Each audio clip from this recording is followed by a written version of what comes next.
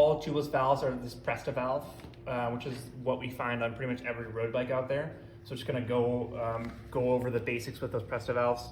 So to get any air in or out, it's got this little lock on it. So I have to spin this valve. This is sitting in your garage, and all that liquid sealant inside, you're gonna slosh around, it just pools at the bottom. And when it pools in one place, it's gonna dry fast. The tires do have a little bit of air that seeps through them over time. So over a span of a year, that sealant does dry up a little bit. So kind of the minimum rule of thumb is once a year, we need to remove the tire, clear out any sealant that's dried up, and then replace the sealant with fresh.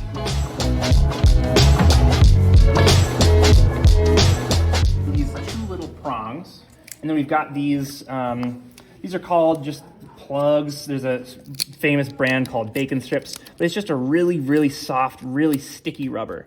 One thing that can happen with these, I wouldn't drop it in the dirt on the side of the road because, again, they're really, really sticky. But the goal here is to get it through the hole in the tip of the applicator. Typically, the easiest way to do this is to kind of roll the tip up and just try to shove it through. And they exactly just like a needle. And there are bigger ones, there are smaller ones, but typically we buy a whole kit with the tool and a few of these. Easy hole. I poked a round hole, so this is like best case scenario. You know, if we're getting cut by a piece of glass inside the road and it's like a more of a jagged hole, I'll try to show one of those. So for this plug to stick to the tire, we can actually use that rough part to kind of sand down the surface of the tire. So we're just kind of run it through a little bit, and that's going to clean the tire so that this sticks better. On a trail where, you know, it was a big hole, it went all the way flat, and I had to pump it up just to get some structure in the tire, so I had something to push against. So, see if I get this the first shot. So the idea is, I want to push it halfway through. So if we remember kind of the length of that plug, I want about half it sticking out. So push it in slowly, and then we're just gonna yank it. It will seal some punctures. And that's one of the best benefits, that you can be riding, you can get a little piece of metal in your tire, pokes a hole in it, and you can keep going and never think about it and never know what happened. It's actually lighter. If you can imagine when our wheel's spinning, any weight on the wheel itself, you're gonna really notice once you try to spin the wheel up. So if we take weight off the wheels, you get better acceleration.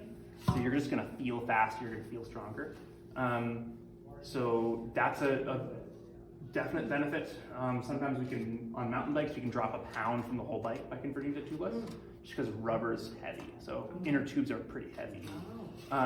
But then also it's, specifically with road biking, the difference, so like Todd mentioned, all of our individual parts need to be compatible. The rim has to be set up for it. The tire has to be set up for it. We need a special valve. We need a special tape. But with those tires, the tires are different. The difference is, again, in an older style tire, the tire itself doesn't have to be airtight. But then it's also going to roll a little bit faster as well. So every time our wheel spins, we are compressing the tire and the tire bounces back.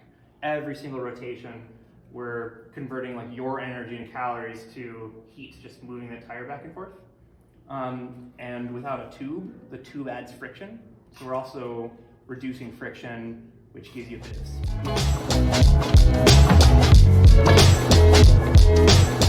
But the big question is the rim itself, is it the right shape to actually seal the tire to the rim? So the fundamental difference is that with your typical tube style, nothing about the rim or the tire is actually airtight. Your inner tube is the only thing holding the air in. And when we remove the inner tube, we just need a tighter tolerance between the rim and the tire so that we can hold the air in. And then of course we have the liquid sealant inside there to also hold the air in.